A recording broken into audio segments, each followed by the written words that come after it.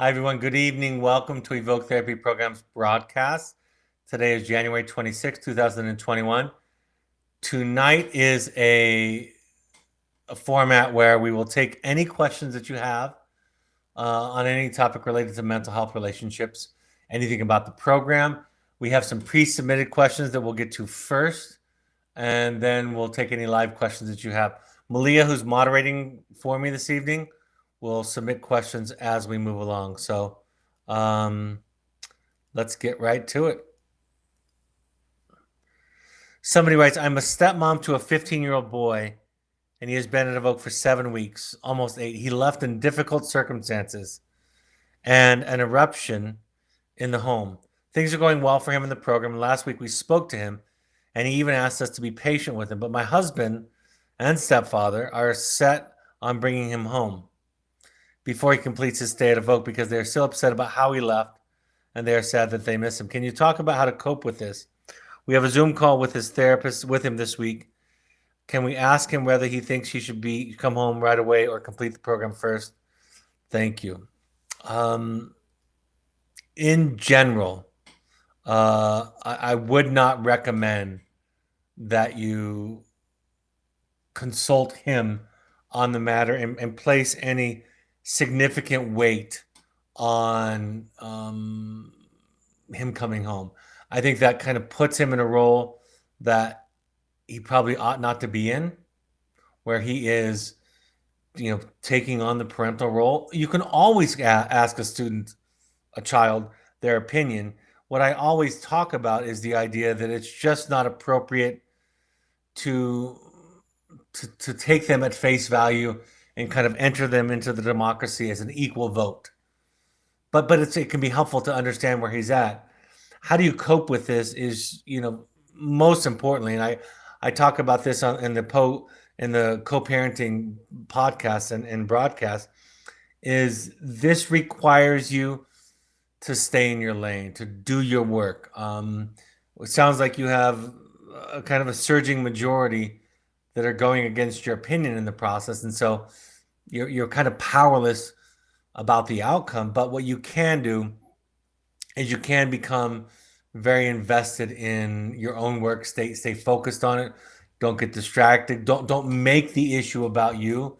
If you become reactive, manipulative, controlling around this matter, then the issue really does become yours. In Al-Anon or Codependence Anonymous, the phrase is "stay on your side of the street," and it's especially important when there are these kinds of division and rifts. Obviously, the ideal would be for these fathers to work on their issues. I was just saying to the staff today, I think you all might find this interesting. I was just saying to the staff today that part of what's going to compromise them in terms of their boundaries with clients, with students, is that they are going to try to repair their own wounds from childhood that are undealt with, that are unprocessed. And what that looks like is, it looks like, the most common wound that children experience is the wound of not being seen. There are more than one, but the narcissistic wound is the wound of not being seen. So when we try to repair that, when we try not to become that parent to our children, we're really working back. We're working backwards in our work. We're not working in the present. We're trying to fix something that already happened.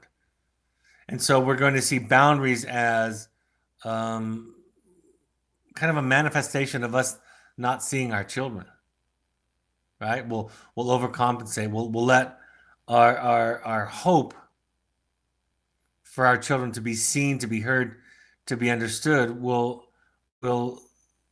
see ourselves as holding boundaries as a threat or a violation of that idea. So most importantly is that you do your work, you get clear. I wish these men would do their work. As I always say, more important than what you do is why you do it. And according to your account, the reason that these fathers are doing this in their life is that they are trying to make the child feel a certain thing, or make up for something. And when you're operating from that place, you're not going to be able to set clear boundaries from the appropriate, the proper place. So there's work to be done for them. You can't do their work. You can't force them into it. You have to really, really stay focused, stay on your side of the street, and do your work. My 16-year-old son, another parent writes, my 16-year-old son went to Evoke in February, now in a mainstream boarding school. I have been doing my work, Al-Anon, Evoke intensives. I am so much better. I am so much better as a boundaried self, but his verbal onslaughts are unrelenting. I don't understand how to be curious when every time I say a word, I'm accused of being a narcissist, playing the victim, ruining his life, and never listening more. He will never respond to any questions about what's going on with him, how he feels. He gets infuriated when I use the safe responses. Well, your son has put you in a corner for sure. The basic premise here is you can't get it right. In this example, the game is you lose, end of game. And I want to be, this is really important.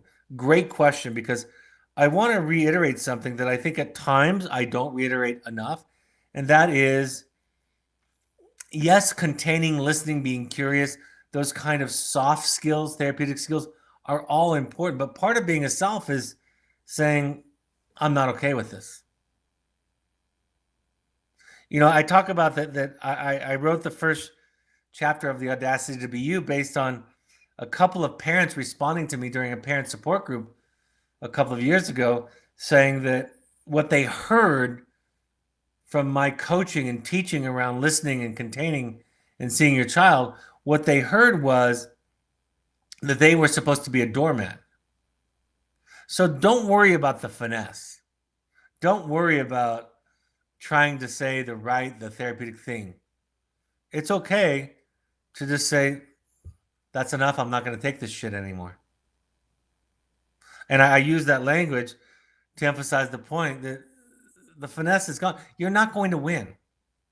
He needs you to be the bad object. He needs you to be the problem. He needs you to fail. And if I were giving him credit, he is kind of attacking your need to be right and good. Right? He's battling you on that. If I weren't giving him credit, instead of working on himself, he's making you the problem. He's projecting onto you the bad parts of himself so he doesn't have to look at himself. So that's kind of the best and worst of the scenario. But the outcome is the same. You set a boundary, there's no way you can win. And one of my favorite adages that I like to talk about over and over again is the adage of, you don't get to win, you get to choose how to lose. I think about that on a daily basis. You don't get to win, you get to choose how to lose. When you find yourself, after exhausting all of your efforts and skills, education, teaching, learning, all of it, consider that you're set up to lose, and then just lose the way that you want to lose. So at best, he's inviting you into that stance, and at worst, he's just making you the bad object. He's making you the problem so he doesn't have to look at himself. And you're doing everything that you can, and there's no way you can win at it. There's no way you can come out on top. Next parent asks, do you have thoughts on why self-compassion is so difficult? There's plenty of information about how we should practice self-compassion, but my first step might be having compassion for how difficult it is. That's a really good point. Have compassion for your inability to show compassion to yourself. What I believe is the reason for why we don't, why self-compassion isn't natural and easy for us, is because we weren't shown compassion. When we made mistakes, when we acted out, when we were wrong as children. We were responded to with frustration, disappointment, anger, exasperation, those kinds of feelings. In a large sense, I think that most people believe that that's how you teach children the right way to be. Is you show them your frustration and your disappointment, your anger and your frustration, your fear, your anxiety. You show the child that so the child knows which way to go. It's also very effective for many, in many instances, it's very effective to modify behavior. So it makes sense. It's what we learned.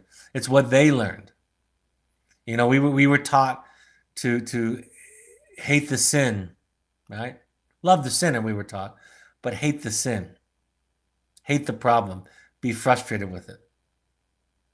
We were, see, when you did something that upset your parents, you experienced it before you had words for it as something is wrong with you. That's how the child or the infant interprets the frown, the scowl, the worried look on mother and father's face, is something's wrong with me. So compassion is something that we have to practice and develop. And yes, you make a very good point. It's not natural. That's probably why it's called a practice of compassion. It is our life's work to develop a stance towards ourselves of compassion and understanding. I said this to a client not too long ago. The deepest learning, the deepest healing only happens when there's grace. And again, I'm not talking about a lack of boundaries. I'm talking about judgment and kind of an emotional response. The deepest healing only happens when there's sufficient grace. And that counts for us. The tempting thing about shame, which is kind of the opposite of self-compassion, the tempting thing about it is it's really, really, really effective for changing behavior in the short term. I talk about this in the Journey of the Heroic Parent, about how in the Garden of Eden, in the biblical version of the story of the creation of mankind, that Adam and Eve were left in a paradisical garden. And in that garden, the serpent tricked Eve into eating the forbidden fruit. And then he whispered in her ear the first lie. He basically said, hide from God. Hide who you are from God. God will find it unacceptable. See, he said, you're naked, hide from God. And so we separated ourselves from the divine, from our divine nature, from God, if you interpret that story more literally. We separated ourselves from God because we were told that who we are, our naked self, was unacceptable before God. I don't know your theology, all the people that are watching and listening to that. I don't know your theology, and it's not important for us to agree on the theology, but that story is the story of shame. That story is that we are, as we are, unacceptable, and that we have to earn the love and attention of God and whatever that represents in our lives. So self-compassion is not automatic, and it wasn't taught to us. And we really do have to shift our idea. And really, the biggest, I think, practical barrier to self-compassion is we think, because of everything I've already said, we think that if we are shown compassion, that we won't change, that there'll be no motivation to do good in life. That's what we've been taught. And the fact of the matter is, oftentimes when somebody shifts from a paradigm of self-judgment and judgment, they do go a little bit off the rails, to tell you the truth. They do go a little bit crazy. But in the end, we believe in mental health, that ultimately that our deepest or our highest nature is love. So it's not intuitive, it's not taught. It's the way that infants internalize parental emotions. And so we have to learn it. We have to practice it.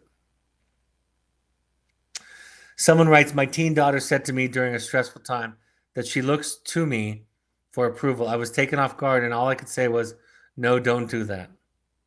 I would like to redo that conversation, but don't know what to tell her as to why it's not a good idea to look for me for approval. Any suggestions? Great story, great example. And yeah, that's our instinct, right? Is to tell them not to do that. I think the first thing we could respond with, I understand.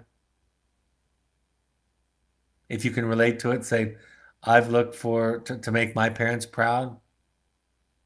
I look to please my parents or my authority figures. I sometimes worry about what people think about me, especially those that I value that are in positions of authority. That's the way that you help the child unwind this idea. You can share them kind of how you've learned that it's harmful. Try to stay away from. I do this. This is my effort every day with my children. Try to stay away from words like good and bad, right and wrong, should and shouldn't. Try to stay away from those. Try to do things like why it doesn't work.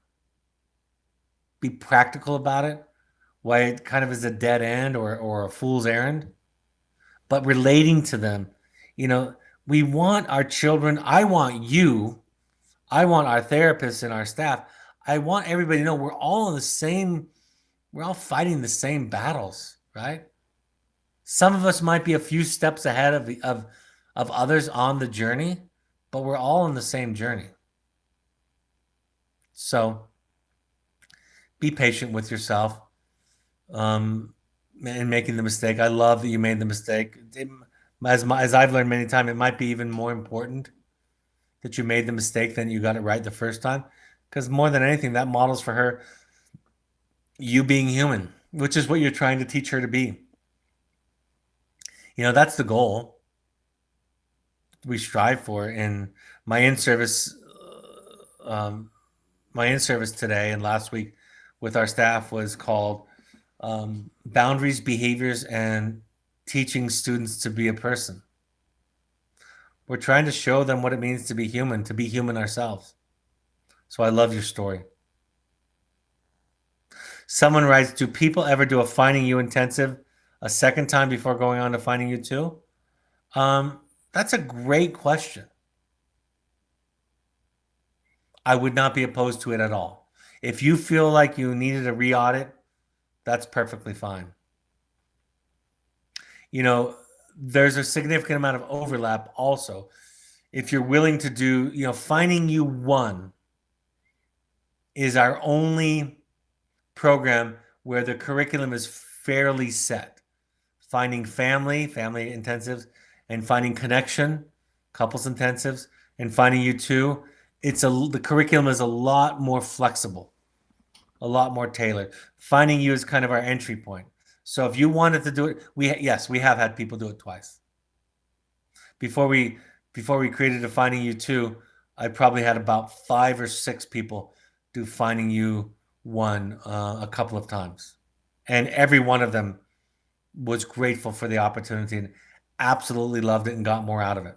So, yeah, absolutely, especially online. But yes. Someone says, your definition of fear being mental illness is most helpful. Is it accurate to define clarity, satisfaction as mental health? What about anger? Let me clarify a little bit. Fear, if left to drive us, can be wrapped up in our mental illness. Our fight or flight, if our fight or flight is activated to the point that it hijacks our higher level thinking, we're going to act out in ways that are deemed mental illness, right? Addictions, compulsions, neuroses, in unstable relationships, violence, retreat, dependence, all of those things fueled by fear. Fear itself is just a feeling that's natural. It's the difference between having fear and fear having you. And I know that's kind of a poetic way to say it that doesn't have a lot of tangible, doesn't have a lot of substance to it, but it's a good way to think about it. Fear will happen. Fear is natural. Fear itself isn't mental illness, but it with unchecked, unworked on, in the driver's seat, yes, it's going to lead to symptoms and behaviors that are consistent with mental illness. Love, on the other hand, kind of the opposite of fear, will lead to mental health.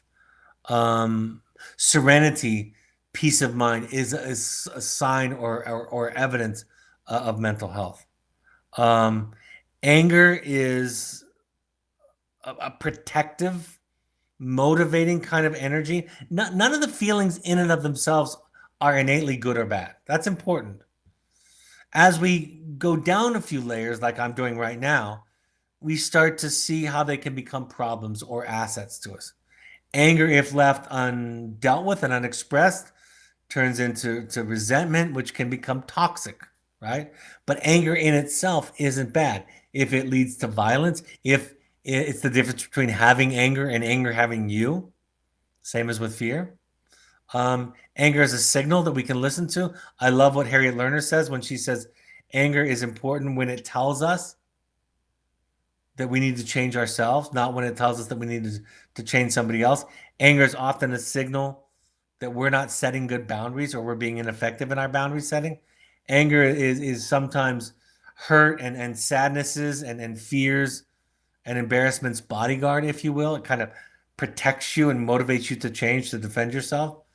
So it's not as simple as mental health and illness, but yes, you're getting the flavor of these emotions and how they can become problematic if not felt, dealt with, expressed, and moved through, for sure.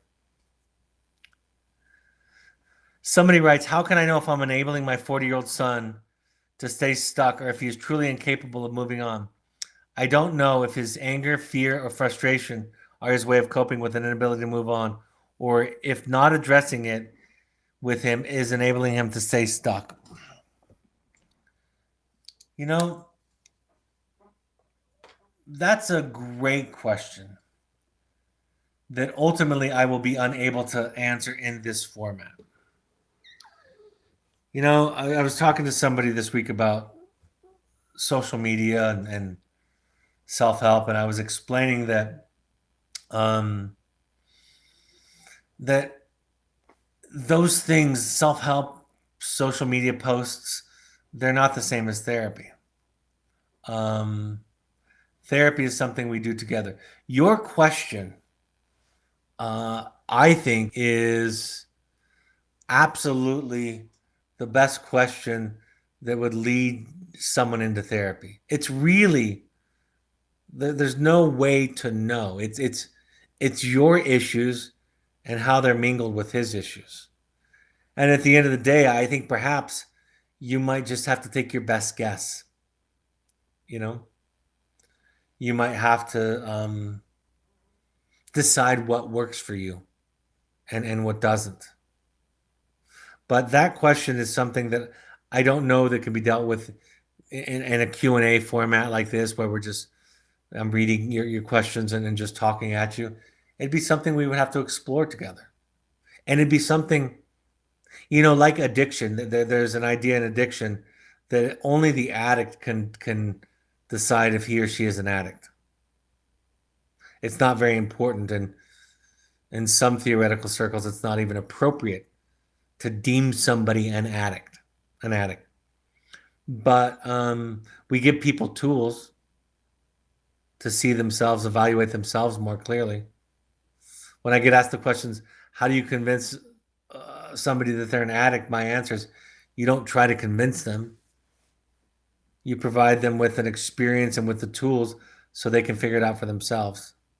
So it's the same kind of thing with you. Like it's why the work is so hard. It's why it goes beyond a book or a podcast. It is sitting with somebody and kind of unwinding yourself so you understand how your issues are relating to his issues. And like I said a few minutes ago, in the end, you just might have to decide with the eventual idea in place that you don't know, but this is your best guess.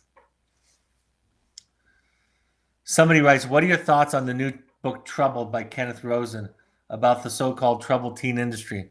My son has been to wilderness therapy, not at Evoke, but another program, and had nothing but a loving, caring, and supportive experience, and it hurts me to hear such a negative light cast on wilderness therapy. It seems that the research was done on kids that were in programs 10 plus years ago. Have you seen a change in the industry over the last 10 years, good or bad? Several questions here. I haven't read the book. I read a New York Times article about it.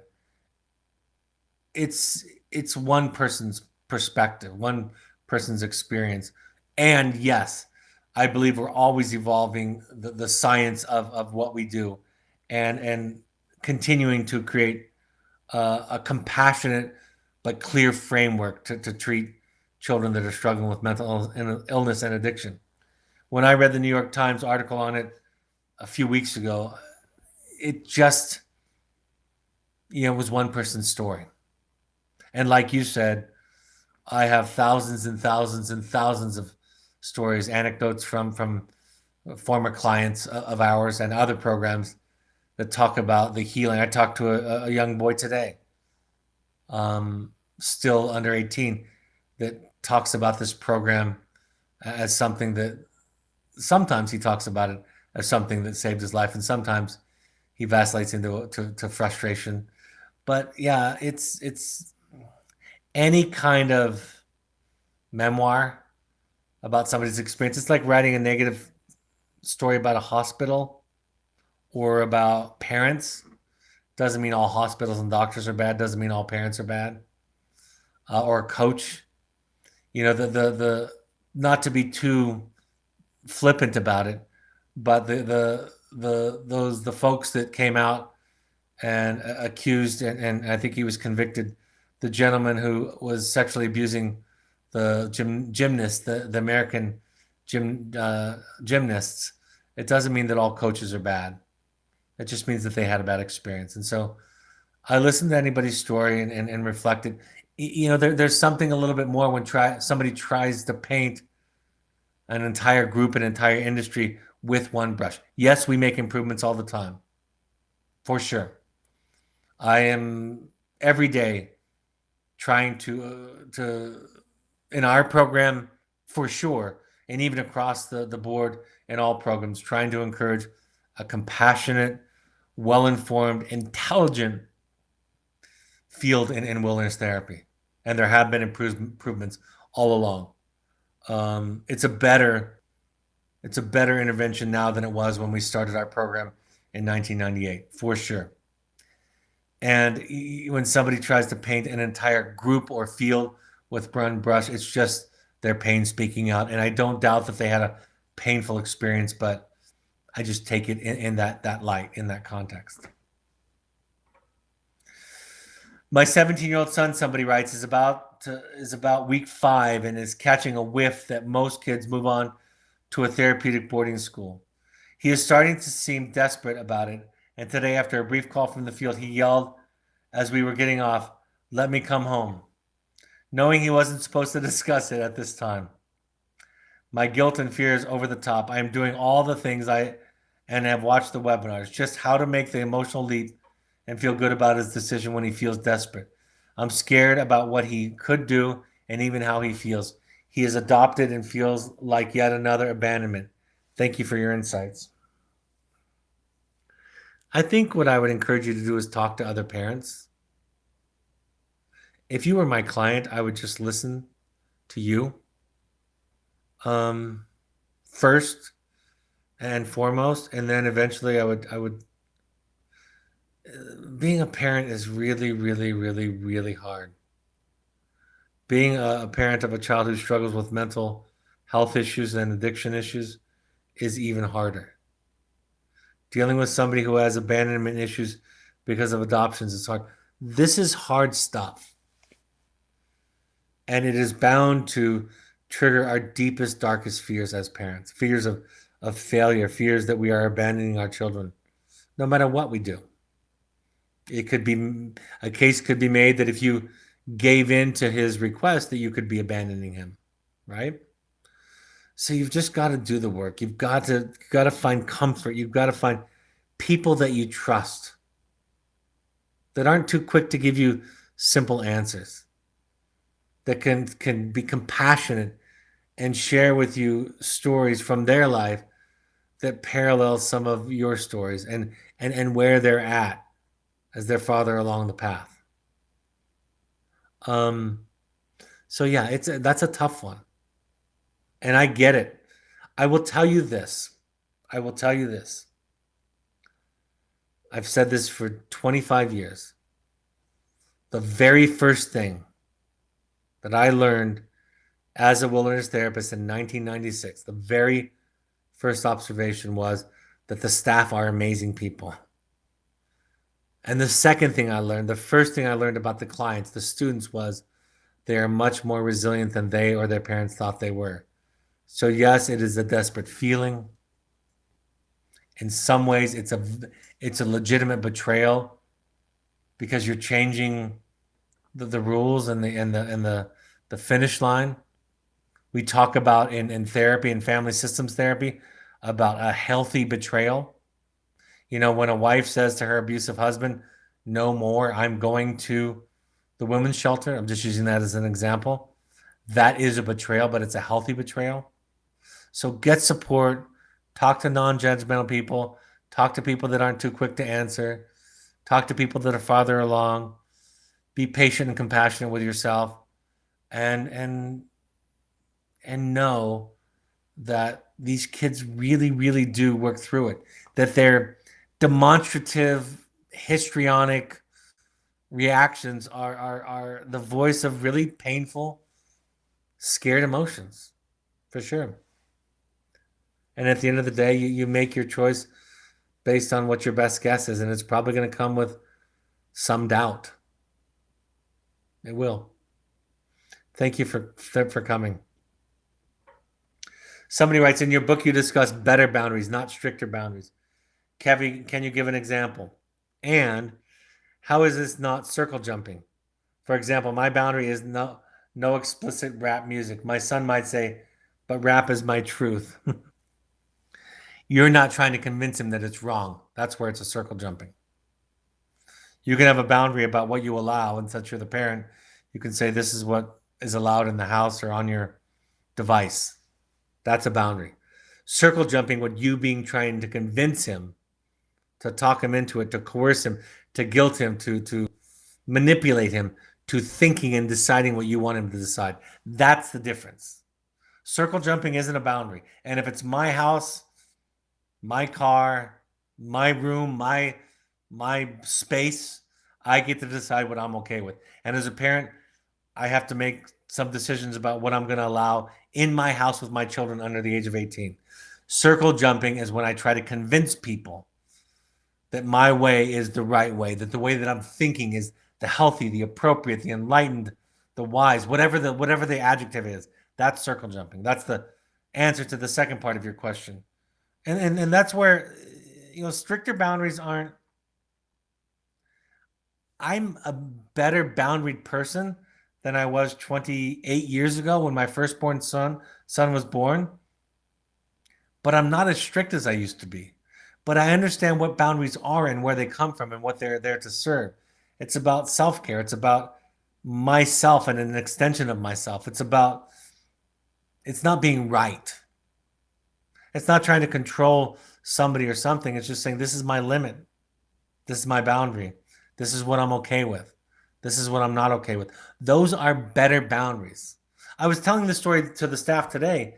My daughter, I was going through a drive-through restaurant sometime a couple of weeks ago, and I was kind of frustrated and flustered. My family laughs at me in the drive-through because I'm always frustrated and flustered. But anyway, It was just me and my 13-year-old daughter, and I was handing her the food and the drinks, and I was saying, her name is Liv, and I was saying, Liv, put down your phone, pay attention. When you are the passenger and the driver's taking food out of the drive-through window, put everything down and help him or her. I even said, I think that's the job. That's the right thing to do. And my 13-year-old very calmly said, do you need something from me? And I knew what she was doing. And I said, yeah, I need help. And she said, you can ask. I prefer that you don't tell me the right way to be and just ask me for what you need. To which I said, that's actually fair. And I said, when I go through a drive-through, will you stop being on your phone and stop doing what you're doing and help me? Because I'm trying to do two things at once. And one of them includes not driving into the car in front of us and not killing us. So I could use some help. You don't have to add the sarcasm there. But yeah, she was reminding me of the better boundary.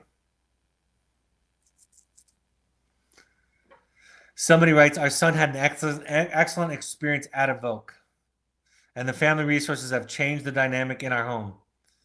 He was within 2 months of his 18th birthday and chose to leave aftercare. Our educational consultant and the aftercare setting were not the right fit. Can you make a recommendation on how to find a program and an educational consultant that is a good fit? Again, I would encourage you to email Travis at evoketherapy.com. Travis can help you work with one of the Evoke coaches that we've trained. That would be my best guess. Again, I in this format, I can't really make recommendations. I've written a chapter on it in my book, a blog on it, a scholarly paper. My wife and I wrote a scholarly paper on what to look for in a therapist and what therapy is. I think those can inform you about. I'm going to do an Instagram live later this week with a social media influencer on the question of how to look for a good therapist. So I think the same kinds of principles apply to consultants and to programs. So that's my only wisdom. Talk to other people that you trust. Talk to your parent mentor. Talk to other parents who've had good experiences. But be a discerning and somewhat entitled customer. It's a lot of money, and the stakes are high. And what you're dealing with is the most important thing in your life, which is your family, you and your family. So, as I always say, you have the right to ask really, really tough, pointed questions, and you have the right to expect really intelligent answers. So, Travis at evoketherapy.com. He could help you work with a parent coach who could help you work through that. Friends, mentors, other parents. And then the chapter, the blog, and the scholarly article that I wrote on what to look for in a therapist. The name of the article that my wife and I wrote that the blogs and the chapters are based on was called Psychology versus Therapy. It's a more theoretical paper on the chapter I wrote in the book. And it's just Google Psychology versus Therapy, Brad and Michelle Reedy, and you'll find that. Somebody writes, do triggers ever go away? I've been working a program, going to meetings, seeing a therapist, and added somatic work to my recovery. But many of the triggers are still there, especially when it comes to my recovering son. It's slower than I would like. My therapist is an 80-year-old woman who has done as much work as you can do. And, the fear doesn't go away. It gets more manageable. What I like to say is you overwrite the software in your head that tells you something different about the fear. You learn to do things afraid. When you get triggered, you're less at the mercy of the trigger. So I would say slower than I would like. I don't think fear goes away. I think we learn how to work with it, to move through it. And therapy and reprogramming, reparenting ourselves, repairing ourselves, if you will. I think that dampens it some over time. But I wouldn't sell to you that ultimately goes away. And I think one of the mistakes that I have made in therapy in my life is I thought that that if I had enough therapy that I wouldn't be afraid anymore. And what I realized is I'm just going to have to learn to do things afraid. And I can do more things afraid than I used to be able to do because of my therapy. Because the therapy is giving me enough of the awareness that my fear is lying to me. That I'm not going to be annihilated or abandoned. And that if I am abandoned, even, I'll be okay because I'm okay. But it doesn't happen anyway. Joseph Campbell, the philosopher, the mythologist, says when talking about this idea of that fear, that trigger, he says that there are thresholds that we are asked to cross over in our lives, and we're sure that if we do it, that there's sudden death. And so we're sure that our triggers are real. He even says there are dead bodies that are strewn about the threshold that give us evidence that people that have tried to cross it or stand up to those triggers, those fears, have lost everything. So we have evidence. We believe it's the end. But it's not. And that goes slower than we would like and takes time and never fully goes away. And like you're talking about triggers and I'm talking about fears, and of course they're related. Ultimately, fears aren't going to lessen until we face them. That's the lesson of Joseph Campbell and the dragon. That fear, when we approach fear, it gets smaller. When we run from it, it gets larger and more dangerous in our lives. But yeah, not totally, and not as fast as I would like.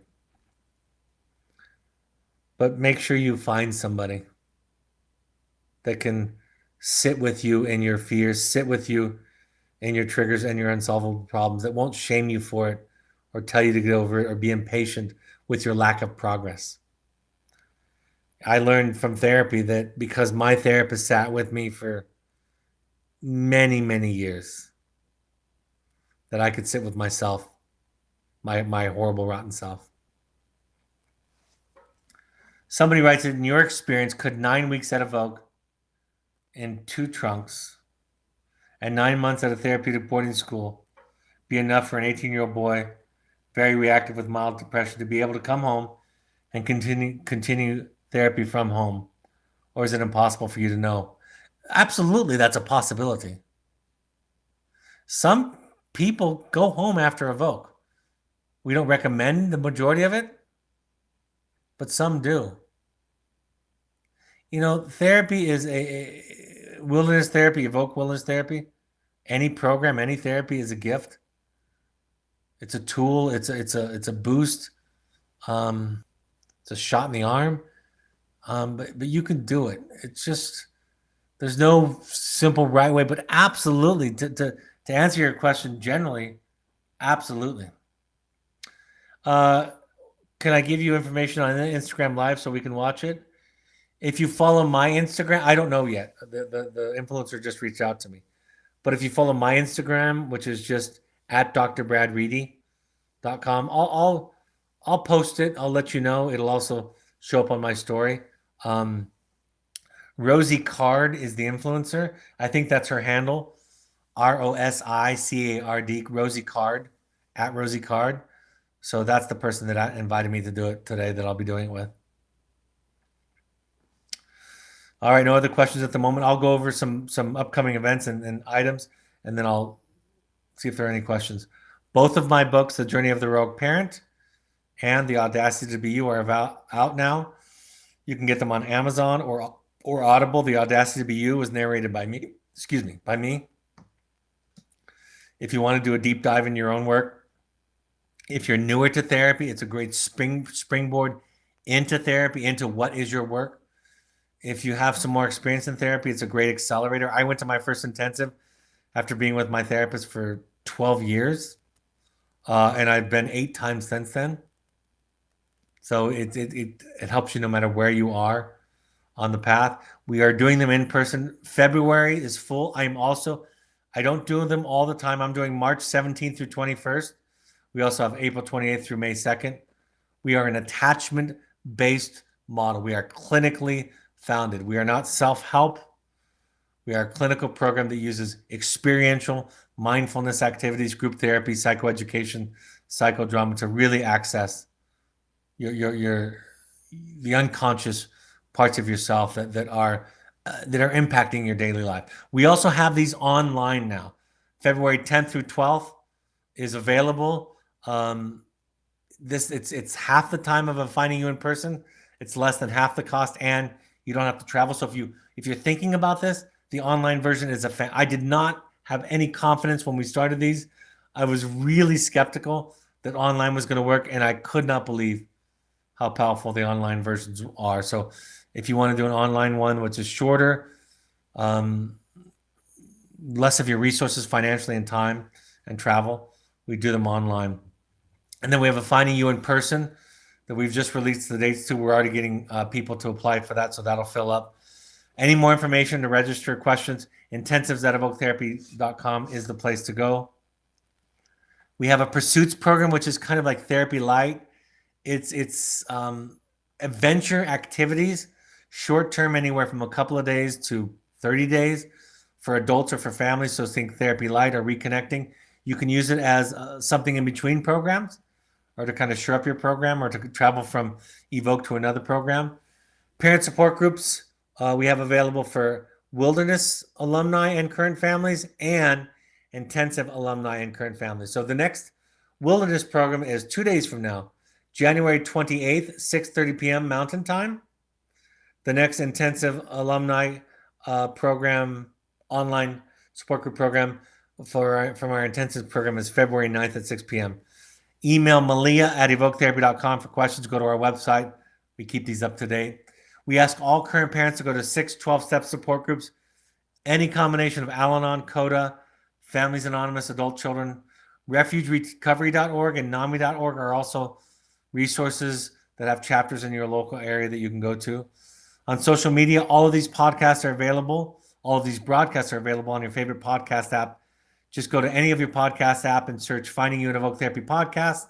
You can also go to SoundCloud.com. You can find us on Twitter and Instagram at Evoke Therapy.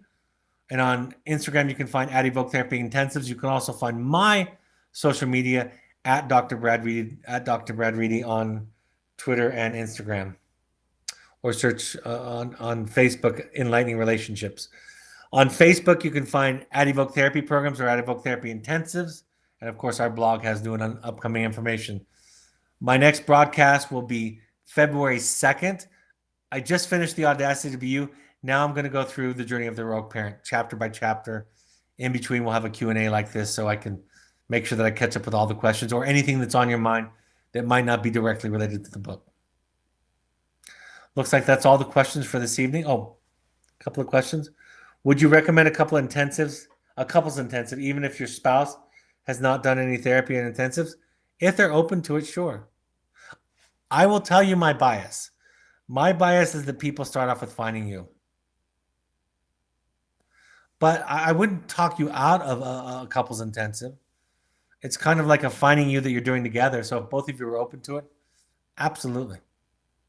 But I would strongly invite you to consider going to a Finding You first, or have your spouse go to it. Somebody asked, why do our kids have to pay for our mistakes or problems? Of course, we hadn't dented. Of course, we didn't dent them on purpose, but still, why do they have to go through this? I think it's just, I don't know. I wasn't in charge of the design. What I will tell you is, if we practice the concept of radical acceptance, which is very similar to the concept of faith, then instead of asking why or why not, I say this in the first book. If we think we're off course, if we think that this is a mistake, if we wonder why it shouldn't be this way, or what should be happening, then we'll miss the lesson that it has to give us. A parent wrote in a blog sometime last year, they wrote that this is the most wonderful gift, this experience of having a child that struggles, the most wonderful gift, and the worst wrapping paper ever. I don't know why it is in terms of its design. I do know that if we're open to it, that we'll realize that our children are here to teach us. The problem is that we were led fed the lie that we're our children's teachers, and yeah, I guess we knock off a couple of lessons. We get a couple of lessons off to them during some points of life, but really they're our teachers.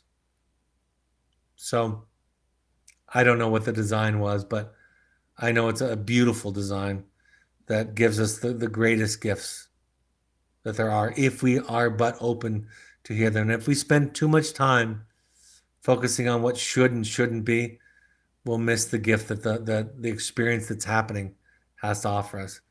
But I hear you. I hear you.